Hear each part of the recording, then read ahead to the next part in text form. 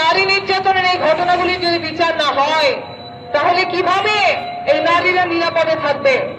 আমরা একটা গণ অভ্যুত্থানের মধ্য দিয়ে একটা সরকার পেয়েছি।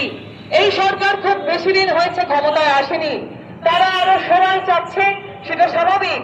কিন্তু আমরা বলতে চাই, বৈষম্য যদি দূর করতে হয়, নারীর সাথে পুরুষের সম্পত্তির বৈষম্য রেখে, নারীর সাথে পুরুষের মজুরির বৈষম্য রেখে, নারীর সাথে পুরুষের মর্যাদার বৈষম্য রেখে কখনোই বৈষম্য দূর করা সম্ভব নয়।